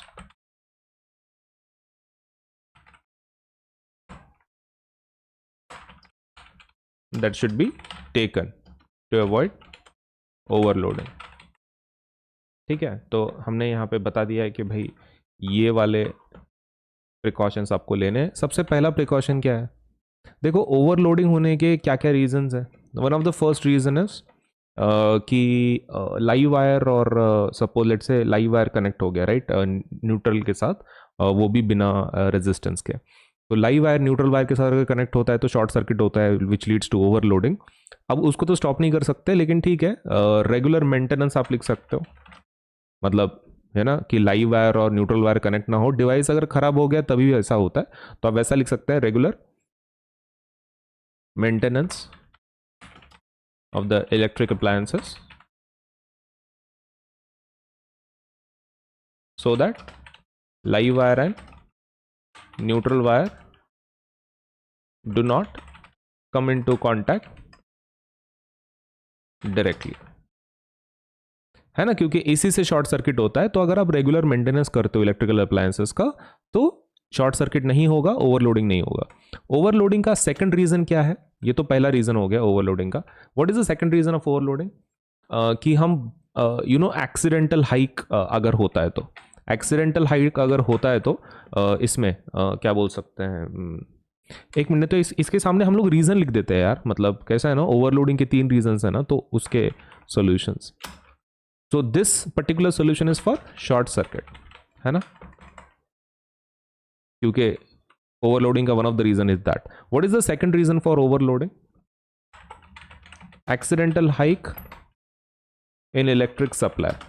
मतलब जो हमको पावर डिस्ट्रीब्यूशन कंपनी से इलेक्ट्रिसिटी आती है, कभी कभार ऊपर नीचे होता है ना, एकदम से ज़्यादा बढ़ जाती है, एकदम से डिम हो जाती है लाइट घर पे, तो उसका सोल्यूशन क्या है, accidental hike in electric supply. If that happens, उसको कुछ कर नहीं सकते क्योंकि वो एक्सीडेंटल हाइक है, that means increase in electric supply है. तो what we can do is we can add fuse in the electric circuit. तो स्टार्ट यूजिंग इलेक्ट्रिक फ्यूज, है ना, that is another precaution. Accidental hike in electric supply के problem के लिए आप क्या कर सकते हो, start using electric fuse for short circuit problem. Okay, अभी लास्ट वाला प्रॉब्लम क्या है, अगर आप एक ही सॉकेट पे बहुत सारे अप्लायंसेस अगर लगाते हैं, तो if many appliances are connected to same socket. अगर बहुत सारे अप्लायंसेस अगर हमने सॉकेट को लगाए हैं तो वो एक प्रॉब्लम है. तो उसका सोल्यूशन क्या है, तो one of the solution is कि आप क्या कर सकते हो कि एक सॉकेट में ऐसे बहुत सारे अप्लायंसेस मत लगाओ, है ना. मतलब अगर ज़्यादा लगाने से प्रॉब्लम हो रहा है तो सोल्यूशन क्या है कि मत लगाओ भाई, है ना. सो क्या लिखेंगे इसको, we should be careful not to we should be careful not to connect many appliances to the same socket. तो हमारे बुक के हिसाब से ओवरलोडिंग के 3 रीजंस है, 3 रीजंस के लिए 3 सॉल्यूशन मैंने यहाँ पे लिख दिए हैं. अब इसके अलावा अगर आपको अगर कुछ चाहिए कुछ एक्स्ट्रा राइट, तो वो एक एक्स्ट्रा में एक आपको लिख के देता हूँ. Limit the use of extension cords. I hope आपको ये पता होगा, रहता है ना एक्सटेंशन बॉक्स रहता है, एक्सटेंशन कॉर्ड्स रहता है. कभी कभार क्या करते हैं लोग ज़रूरत से ज़्यादा एक्सटेंशन कॉर्ड्स को यूज़ करते हैं, मतलब डिवाइसेस को कनेक्ट करने के लिए। ऐसे टाइम पे भी ओवरलोडिंग होता है और आपका सर्किट में आग लग सकती है, कुछ भी हो सकता है। तो limit the use of extension cord, that is also one thing. Another main important is, देखो हमारे घर में बहुत सारे बड़े बड़े डिवाइसेस होते हैं, गीजर हो गया, मोटर हो गया, एसी हो गया। तो आपको क्या करना चाहिए, अगर एक टाइम पे कोई बड़ा डिवाइस चल रहा है तो बाकी के डिवाइसेस को आपको बंद रखना है। फॉर एग्जाम्पल, अगर मोटर चल रही है तो गीजर को बंद रखना है, गीजर चल रहा है तो मोटर को बंद रखना है। तो that is also one of the solutions. तो उसको हम लोग क्या लिखेंगे, सपोज व्हाट कैन वी से इन दिस पर्टिकुलर सिचुएशन, कि आपको क्या करना है। ओके, तो इसको हम लोग कैसे लिखेंगे, avoid using, avoid connecting multiple high power appliances to the same circuit simultaneously, like नहीं, एग्जाम्पल देने की जरूरत नहीं है, वैसे यही यही उसका मतलब है कि आपके मल्टीपल हाई पावर अप्लायंसेस है, जैसे कि गीजर हो गया, मोटर हो गया, एक साथ आपको सेम सर्किट पे पर्टिकुलरली शुरू नहीं रखने हैं। तो ये एक सोल्यूशन हो गया। Which of the following correctly represents the magnetic field near a long straight wire? Long straight wire अगर हो तो उसके अराउंड मैग्नेटिक फील्ड कैसे होता है? एमसीक्यू क्वेश्चन है, 4 में से एक अपने को लेना है। तो उसके लिए पहले डायग्राम अपने पास होनी चाहिए। तो ये रही डायग्राम अपने पास, देखो ये स्ट्रेट कंडक्टर है ना, ये स्ट्रेट कंडक्टर है जो वो बोल रहे हैं स्ट्रेट वायर। हाँ, तो ये रही वो वायर, राइट, ये जो ब्राउन कलर का है वो वायर है। अब मैग्नेटिक फील्ड ये रहा, this is our magnetic field. कैसा लग रहा है वो? सर्कल के जैसा लग रहा है, लेकिन सिर्फ सर्कल नहीं है, there are multiple circles, right. Maths के सर्कल्स को क्या बोलते हैं? अगर there are multiple circles with common centre, multiple circles अगर हो और उसका सबका कॉमन सेंटर हो तो उसको क्या बोलते हैं हम लोग? We call it concentric circles, है ना। तो बस अपने को वही ऑप्शन देखना है। The field line consist of straight line perpendicular to the wire, ये तो गलत है। The field consist of straight wire line parallel to the wire. The field consists of radial lines originating from the wire. The field consists of concentric circle centered on the wire. सही है। हमारा magnetic field कैसा लग रहा है? Concentric circle लग रहा है। सो ऑप्शन क्या लेना पड़ेगा? D, as we have concentric circles here, concentric circles here. तो हमारे को ऑप्शन क्या लेना पड़ेगा? Option number D. At the time of short circuit the current in the circuit. Okay, ठीक है। शॉर्ट सर्किट जब होता है तो करंट के साथ क्या होता है जो सर्किट में है? देखो, उसके लिए पहले मैं बुक का एक पैराग्राफ सीधा सीधा आपको यहाँ पे बता देता हूँ, so that you can clearly understand. पहले आपको ये पता होना चाहिए कि शॉर्ट सर्किट का मतलब क्या है। तो शॉर्ट सर्किट का मतलब क्या होता है कि हमारा जो दो वायर्स हैं, कौन से दो wires? That is neutral wire and live wire direct contact में आ गए हैं। यहाँ पे आप देख सकते हैं शॉर्ट सर्किट का डेफिनेशन मैं हाईलाइट कर रहा हूँ यहाँ पे। Short circuit is nothing but when live wire and neutral wire come into contact directly. Direct contact अगर होता है लाइव वायर और न्यूट्रल वायर का, तब शॉर्ट सर्किट होता है। और ऐसे सिचुएशन में यहाँ पे देखो, सबसे यहीं पे इंपॉर्टेंट पॉइंट है, the current in the circuit abruptly increases. थोड़ा मोटा नहीं, बहुत ज्यादा बढ़ जाता है, राइट। Increases, abruptly increases. तो सीधा सीधा बुक में दिया हुआ है, शॉर्ट सर्किट मतलब क्या है? Live wire neutral wire connect होता है डायरेक्टली और उसमें करंट बहुत ज्यादा बढ़ जाता है। तो ऑप्शन देखते हैं भाई, रिड्यूसेस सब्सटैंशियली, ये तो गलत है। डज नॉट चेंज, ये भी गलत है। इंक्रीजेस हेविली, हाँ ये बराबर है। वैरी कंटिन्यूसली, वैरी नहीं होता भाई, इंक्रीज होता है। तो आंसर क्या होगा? Increases heavily, option number C. Okay, अभी इस क्वेश्चन में ट्रू एंड फॉल्स पूछ रहे, 2 सबबिट्स हैं तो जल्दी से कर लेते हैं। देखो, इन्होंने बोला है पहले क्वेश्चन में, the field at the centre of the long circular coil current carrying of a long circular coil carrying current will be parallel straight line. तो कॉइल का डायग्राम यहाँ पे दिया गया है, right. This is the coil diagram as you can see. और यहाँ पे क्या बोल रहे हैं? सेंटर में पैरेलल लाइंस है। अब ये थोड़ा सा इशू है, क्योंकि उन्होंने कैसा बोला है ना, फील्ड पैरेलल लाइन से, ऐसा बोल रहे हैं वो, फील्ड पैरेलल लाइन से। Now it is not clear कि ये पैरेलल किसके बारे में बात कर रहे हैं। मतलब आर दे टॉकिंग कि बीच में पैरेलल लाइंस बनती हैं, जैसे कि यहाँ पे बन रहा है, राइट, बीच में एक पैरेलल लाइन बन रही है, सही है, और वो वैसा ही बोल रहे हैं will be parallel straight line, तो यस उस हिसाब से ये ट्रू है, उस हिसाब से दिस इज 100% ट्रू कि बाबा सेंटर में एक पैरेलल स्ट्रेट लाइन बन रही है। लेकिन इसका दूसरा पॉइंट ऑफ व्यू देखो, क्वेश्चन का मीनिंग, क्योंकि क्वेश्चन फ्रेमिंग में इशू है यहाँ पे ऐसा भी इसका मतलब निकल सकता है क्वेश्चन का कि क्या बोल रहे हैं, फील्ड और कॉइल में कैसा रिलेशन है, मतलब आर दे पैरेलल और are they at perpendicular 90 degree पे, फील्ड और कॉइल में कैसा एंगल है। एक आई होप यूर अंडरस्टैंडिंग। पहला पॉइंट ऑफ व्यू क्या था कि सेंटर में खाली लाइन देखो, पैरेलल स्ट्रेट लाइन बन रही है कि नहीं बन रही है उसके हिसाब से, तो उसके हिसाब से इट इज ट्रू कि सेंटर में पैरेलल लाइन बन रही है भाई, तो उसके हिसाब से हमने ट्रू बोला। लेकिन सेकंड पॉइंट ऑफ व्यू क्या है क्वेश्चन का कि फील्ड और कॉइल में कैसा एंगल है, तो ये हमारी कॉइल कैसी रखी गई है, ऐसी है ना, कॉइल हमारी ऐसी रखी गई है, this is how our coil has been put, ये हमारी कॉइल कुछ सीधी रखी गई है, मतलब कैसी है, दिस इज वर्टिकल, है ना, वर्टिकल क्या रखा गया है, कॉइल हमारा। और हमारा मैग्नेटिक फील्ड कैसे बन रहा है, अपना मैग्नेटिक फील्ड कैसे बन रहा है, मैग्नेटिक फील्ड कार्डबोर्ड पे है या ऐसा, this is our magnetic field, magnetic field कैसा है, हॉरिजॉन्टल, मैग्नेटिक फील्ड कैसे बन रहा है इस सिचुएशन में, हॉरिजॉन्टल, तो एंगल कितना है बीच में फिर 90 डिग्री, है ना, बीच में कितना है 90 डिग्री, तो वर्टिकल कॉइल में और मैग्नेटिक फील्ड में जो ये है एंगल है वो कैसा है, परपेंडिकुलर, तो मतलब उस हिसाब से इस क्वेश्चन का आंसर क्या होगा, फॉल्स। मतलब ये क्वेश्चन के फ्रेमिंग में इशू है, इस क्वेश्चन का आंसर ट्रू भी है फॉल्स भी है। ट्रू किस हिसाब से कि बीच में स्ट्रेट लाइन बनती है इसकी वजह से ट्रू है, और फॉल्स क्यों है, क्योंकि the angle between coil and magnetic field basically वो कैसे हैं एक दूसरे को, परपेंडिकुलर है, और क्वेश्चन में पैरेलल बोल रहे हैं, हेंस इट इज रॉन्ग। तो क्वेश्चन फ्रेमिंग में इशू है, तो आंसर दोनों बनते हैं यहाँ पर। एग्जाम के हिसाब से टेंशन मत लो, देखो even if you right both with explanation आपको फुल मार्क्स मिल जाएंगे, क्योंकि सीबीएसई इवन अंडरस्टैंड्स कि अगर यू नो लाइक अगर कोई क्वेश्चन में गलती होती है तो सीबीएसई मार्क देता है आपको, you don't have to worry, आपको खाली कंसेप्चुअली बराबर होना है। तो this is our answer, true and false both, because question framing problematic है। A wire with green insulation is usually the live wire. क्या बोल रहे हैं कि अगर कोई ऐसा वायर हो जिसको ग्रीन इंसुलेशन हो तो वो लाइव वायर होता है। Okay, so that is wrong. Live wire का कलर आप देख सकते हैं यहाँ पर क्या है, रेड, है ना, लाइव वायर का कलर क्या है, रेड है भाई। और ग्रीन किसका होता है, ग्रीन अर्थ वायर का होता है। So this statement is false, completely false.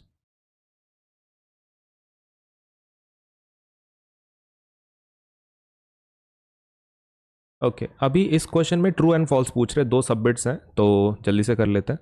देखो इन्होंने बोला है पहले क्वेश्चन में, the field at the centre of the long circular coil current carrying of a long circular coil carrying current will be parallel straight line.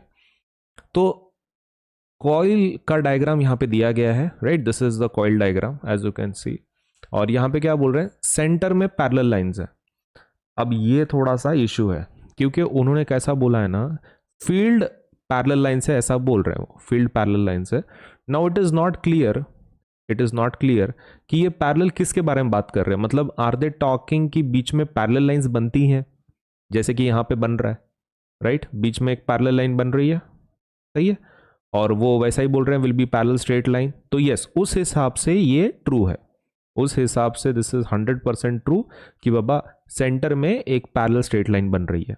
लेकिन इसका दूसरा point of view देखो, क्वेश्चन का मीनिंग, क्योंकि क्वेश्चन फ्रेमिंग में issue है यहाँ पे ऐसा भी इसका मतलब निकल सकता है क्वेश्चन का कि क्या बोल रहे हैं, फील्ड और कॉइल में कैसा रिलेशन है, मतलब आर दे पैरेलल और are they at perpendicular 90 degree पे, फील्ड और कॉइल में कैसा एंगल है। एक आई होप यूर अंडरस्टैंडिंग। पहला पॉइंट ऑफ व्यू क्या था कि सेंटर में खाली लाइन देखो, पैरेलल स्ट्रेट लाइन बन रही है कि नहीं बन रही है उसके हिसाब से, तो उसके हिसाब से इट इज ट्रू कि सेंटर में पैरेलल लाइन बन रही है भाई, तो उसके हिसाब से हमने ट्रू बोला। लेकिन सेकंड पॉइंट ऑफ व्यू क्या है क्वेश्चन का कि फील्ड और कॉइल में कैसा एंगल है, तो ये हमारी कॉइल कैसी रखी गई है, ऐसी, है ना, कॉइल हमारी ऐसी रखी गई है, this is how our coil has been put, ये हमारी कॉइल कुछ सीधी रखी गई है, मतलब कैसी है, दिस इज वर्टिकल, है ना, वर्टिकल क्या रखा गया है, कॉइल हमारा। और हमारा मैग्नेटिक फील्ड कैसे बन रहा है, अपना मैग्नेटिक फील्ड कैसे बन रहा है, मैग्नेटिक फील्ड कार्डबोर्ड पे है या ऐसा, this is our magnetic field, magnetic field कैसा है, हॉरिजॉन्टल। मैग्नेटिक फील्ड कैसे बन रहा है इस सिचुएशन में, हॉरिजॉन्टल।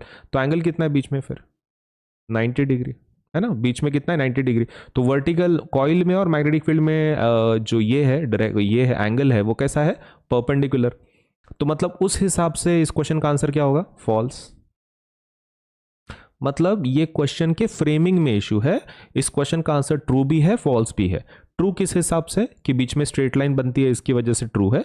और फॉल्स क्यों है, क्योंकि the angle between coil and magnetic field basically वो कैसे हैं एक दूसरे को, परपेंडिकुलर है। और क्वेश्चन में पैरेलल बोल रहे हैं, हेंस इट इज रॉन्ग। तो क्वेश्चन फ्रेमिंग में इशू है, तो आंसर दोनों बनते हैं यहां पर। एग्जाम के हिसाब से टेंशन मत लो। देखो, even if you right both with explanation, आपको फुल मार्क्स मिल जाएंगे, क्योंकि सीबीएसई इवन अंडरस्टैंड्स कि अगर लाइक अगर कोई क्वेश्चन में गलती होती है तो सीबीएसई मार्क देता है आपको, you don't have to worry, आपको खाली कंसेप्चुअली बराबर होना है। तो this is our answer, true and false both, because question framing problematic है। A wire with green insulation is usually the live wire. क्या बोल रहे हैं कि अगर कोई ऐसा वायर हो जिसको ग्रीन इंसुलेशन हो तो वो लाइव वायर होता है। Okay, so that is wrong. Live wire का कलर आप देख सकते हैं यहां पर क्या है, रेड, है ना। लाइव वायर का कलर क्या है, रेड है भाई।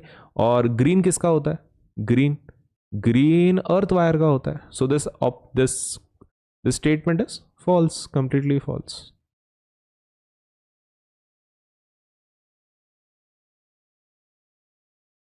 When is the force experienced by a current carrying conductor placed in a magnetic field largest? तो क्वेश्चन को समझ के लेते हैं, क्या बोल रहे हैं कि फोर्स कंडक्टर के ऊपर सबसे लार्जेस्ट कब होगा, फोर्स की वैल्यू लार्जेस्ट कब होगी, like what kind of condition there must be, condition पूछ रहे हैं अपने को। नाउ फोर्स एक्सर्ट जब होगा किसी कंडक्टर पे, जब वो मैग्नेटिक फील्ड में रखा जाता है, वो लार्जेस्ट तब होता है जब the angle is 90 degree perpendicular. लेकिन मैं आपको बुक का एक पैराग्राफ बता देता हूं, जिससे आपको पता चले कि एग्जैक्टली हम लोग क्या बोल रहे हैं। तो लेट अस सी, ये बुक का एक पैराग्राफ है, टेक्स्ट बुक का, एनसीईआरटी का। अब यहाँ पे आप देख सकते हैं क्या बोल रहे हैं, experiments have shown that the displacement of the rod is largest, मतलब force experience is largest, force is highest when the direction of the current is at right angles to the direction of magnetic field, है ना। Current का और magnetic field का direction कैसा होना चाहिए, एक दूसरे को राइट एंगल पे होना चाहिए, परपेंडिकुलर होना चाहिए, तभी जाके फोर्स सबसे हाईएस्ट लार्जेस्ट एक्सर्ट होगा कंडक्टर के ऊपर। तो इसी को स्टेटमेंट के फॉर्म में हम लोग लिखते हैं, the force experienced bye a current carrying conductor will be largest placed in a magnetic field will be largest when book का लाइन कॉपी करते हैं, when the direction of current is at right angles to the direction of magnetic field।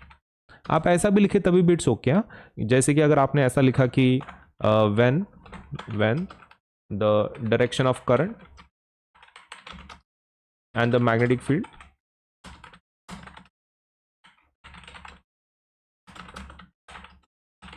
are perpendicular to each other, हाँ तो वो भी चलता है। मतलब either you write this कि when the direction of the current and the magnetic field are perpendicular to each other, या फिर आप राइट एंगल भी लिखा तभी बिट्स ओके।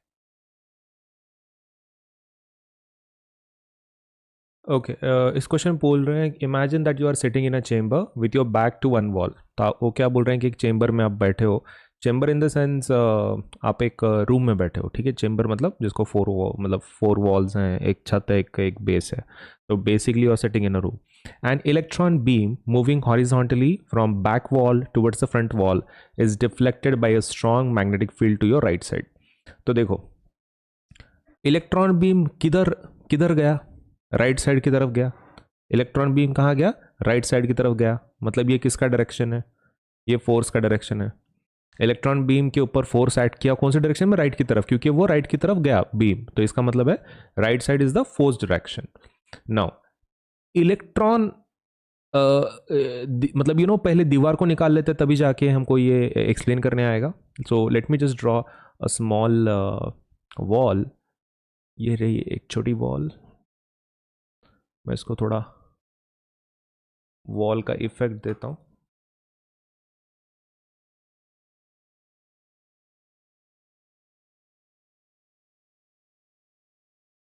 है ना, तो इसको मैं कनेक्ट कर लेता हूँ। तो ये रही मेरी पहली वॉल, है ना, और दूसरी वॉल भी बना लेते हैं। तो ये रही मेरी दूसरी वॉल, राइट। तो एक वॉल की तरफ से दूसरे वॉल की तरफ इलेक्ट्रॉन जा रहा है। तो इलेक्ट्रॉन कहाँ से कहाँ जा रहा है, देखो, an electron beam moving horizontally from back wall towards the front wall. मान लो हम इस दीवार को चिपक के बैठे, राइट, हम लोग यहां पर है, राइट, इस दीवार को चिपक के बैठे हैं, सामने एक दीवार है, राइट, फ्रंट वाली दीवार। तो ये क्या बोल रहे हैं, from back wall to front wall. हमारी फ्रंट वॉल कौन सी है, this is a front wall, front wall, सही है। और ये कौन सी है, ये है बैक वॉल। इलेक्ट्रॉन कहां से कहां जा रहा है, back wall to front wall. Electron का डायरेक्शन क्या है, this is the electron direction, है ना। ये किसका डायरेक्शन है, ये इलेक्ट्रॉन का डायरेक्शन है।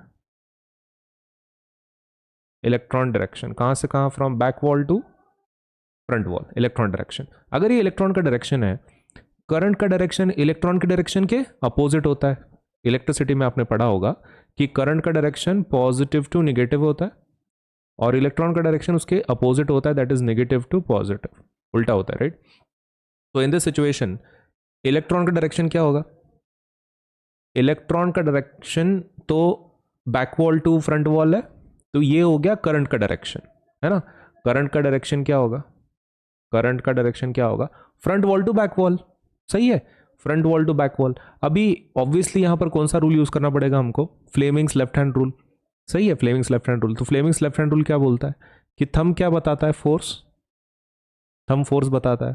फोर फिंगर क्या बताती है, मैग्नेटिक फील्ड। फोर्स क्या, फोर फिंगर क्या बताती है, मैग्नेटिक फील्ड। और आपका मिडिल फिंगर क्या बताता है, करंट, करंट की डायरेक्शन। मैं इसी हाथ को थोड़ा सा ट्विस्ट कर रहा हूं, राइट। यही लेफ्ट हैंड जो है मैंने सेकंड फिगर में क्या किया है, यहां पे ट्विस्ट किया है नीचे की तरफ, राइट। तो यहां पे देख लो, अभी फोर्स का डायरेक्शन क्या है, टुवर्ड्स माय राइट। क्या यहां पर टुवर्ड्स द राइट है, फोर्स का डायरेक्शन क्वेश्चन में बोला है कि राइट की तरफ है, हाँ, तो राइट की तरफ कर लिया मैंने। करंट का डायरेक्शन क्या कहाँ है, front wall to back wall, है ना, हमने अभी करंट का डायरेक्शन बोला है, front wall to back wall, मतलब ये करंट का डायरेक्शन है, ये करंट का डायरेक्शन है, क्या है, front wall to, front wall to back wall, front wall to back wall. तो हमको किसका डायरेक्शन चाहिए, मैग्नेटिक फील्ड का। मैग्नेटिक फील्ड कहाँ है, यहां पर, ये मैग्नेटिक फील्ड का डायरेक्शन है, कौन से डायरेक्शन में है भाई, डाउनवर्ड। मैग्नेटिक फील्ड कौन से डायरेक्शन में है यहां पर, magnetic field is in downward direction, magnetic field is in downward direction, नीचे के डायरेक्शन में है, तो दैट्स आवर आंसर, है ना। सो क्वेश्चन में खाली बोला है कि इमेजिन करो what is the direction of magnetic field, हाँ, तो सीधा सीधा लिख दो भाई, the direction of magnetic field, the direction of magnetic field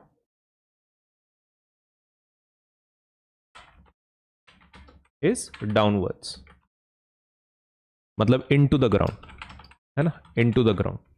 downward का मतलब क्या हो रहा है, इनटू द ग्राउंड हम लोग उसको डाल रहे हैं। सो ये हो गया हमारा कंप्लीट आंसर।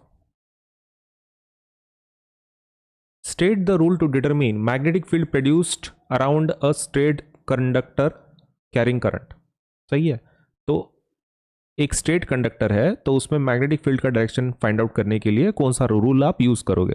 तो पहला तो बहुत ही सिंपल है, अगर आपको डायरेक्शन चाहिए स्ट्रेट कंडक्टर में, so you have to use right hand thumb rule, है ना। राइट हैंड थंब रूल आपको यूज करना पड़ेगा इफ, अगर आप क्या कर रहे हो, direction of magnetic field identify करना चाहते हो in a straight current carrying conductor. ये हो गया पहला। दूसरा क्या है, force experience by current carrying straight conductor place in a magnetic field. अगर आपको फोर्स आइडेंटिफाई करना है तो क्या यूज करना पड़ेगा, Fleming's left hand rule. Third, current induced in a coil due to its rotation in magnetic field. अगर current का डायरेक्शन आइडेंटिफाई करना है, वो भी इंड्यूस्ड करंट का, तो फिर आपको यूज़ करना पड़ेगा फ्लेमिंग्स राइट हैंड रूल, है ना। ये हालांकि सिलेबस के बाहर का है, मतलब ये पिछले साल से ये रिमूव कर दिया गया है, तो this is out of syllabus. तो आपको खाली ये दो पता होने चाहिए। फोर्स को आइडेंटिफाई करने के लिए you have to use Fleming's left hand rule. Magnetic field का डायरेक्शन आपको चाहिए in a straight conductor, you have to use right hand thumb rule. Okay, next question, when does an electric short circuit occur. Okay, तो electric short circuit कब होता है, बस इतना सा सिंपल सा क्वेश्चन पूछ रहे हैं। इसके लिए एक बुक का paragraph I would like to show you, है ना। बुक का एक पैराग्राफ यहाँ पर एक बताना चाहता हूँ मैं।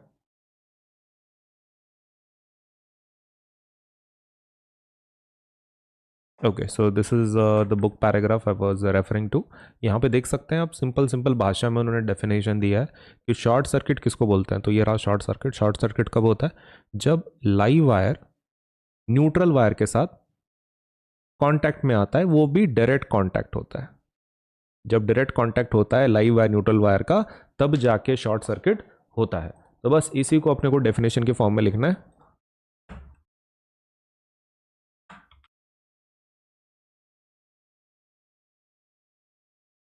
when live wire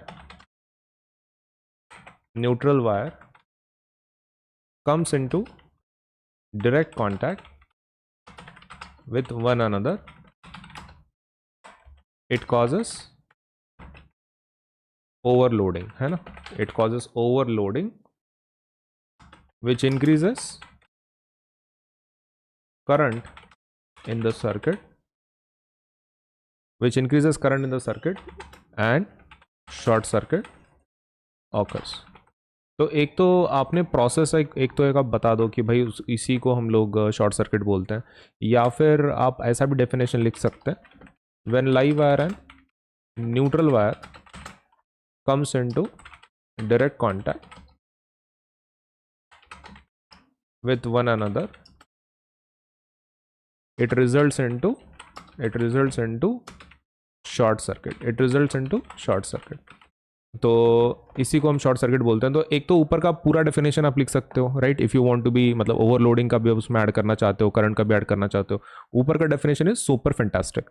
लेकिन अगर आप थोड़ा शॉर्ट वाला डेफिनेशन देना चाहते हो तो आप वो नीचे वाला दे सकते हो। तो दोनों में से कोई भी एक आप एग्जाम में लिख सकते हो। प्रेफरेबली ऊपर वाला लिखो, उसमें डिटेल्स ज़्यादा हैं। Okay, next question, what is the function of earth wire, why is it necessary to earth metallic appliances. Okay, metallic appliances को अर्थ करना क्यों ज़रूरी है। तो चलो इसका भी आंसर देख लेते हैं। ये बुक का पैराग्राफ है, पहले इसमें से मैं हाईलाइट करके बता देता हूँ, फिर इसी को हम लोग हमारे आंसर में इंक्लूड कर लेंगे। तो देखो ये बुक का पैराग्राफ है, इसमें देखो क्या दिया है। The earth wire which is insulation of green colour, right, green colour का इंसुलेशन होता है। अर्थ वायर मतलब ग्रीन वायर नहीं होती है, इंसुलेशन होता है ग्रीन कलर का, ठीक है। तो इस usually connected to a metal plate, एक मेटल प्लेट को कनेक्टेड होता है कि जो अर्थ के अंदर है, और metallic body of the device, metallic body of the device and metal plate को कनेक्ट होता है। तो मेटल बॉडी मतलब कौन सा हमारा device is connected to metal plate with the help of a wire, कि जिसको ग्रीन कलर का इंसुलेशन होता है। तो ये क्या करता है, provides a low resistance conducting path for the current. Thus it ensures that any leakage of the current to the metallic body of the appliance keep its potential to that of the earth and the user may not get severe electric shock। तो कभी भी अगर कोई leakage of current है उस device में, मान लो हमारे पास कोई डिवाइस है, कोई भी एक मेटलिक बॉडी का पकड़ लो, कोई इलेक्ट्रिकल अप्लायंस है, उसको हमने टच किया तो क्या होगा, हमको शॉक लगेगा। लेकिन अगर हमने अर्थिंग उसको लगाया है तो क्या होगा, उसके पास दो ऑप्शन है करंट के पास, एक तो वो हमारे बॉडी में से जा सकता है या फिर अर्थ की तरफ जा सकता है ना। हमने वो अर्थिंग वाला का वायर कहाँ कनेक्ट किया, हमारे अर्थ को। तो इसमें से लो रेजिस्टेंस कौन सा है, अर्थ वाला, है ना। ये लोवेस्ट रेजिस्टेंस अवेलेबल करा के देगा, low resistance. Because of that वो अर्थ का पाथ चूज करेगा और हमारे बॉडी के अंदर वो इलेक्ट्रिसिटी पास नहीं होने वाली है। तो ऐसी सिचुएशन में हम लोग सेफ हो जाएंगे। तो सेफ कब होंगे, जब वो बॉडी में से करंट नहीं दौड़ेगा, आपके अर्थ में चला जाएगा। तो बस इसी को हम लोग आंसर के फॉर्म में लिखेंगे। What is the function of earth wire, इसको हम लोग स्टेटमेंट के फॉर्म में लिखेंगे। The main function of an earth wire is to pass any leakage of current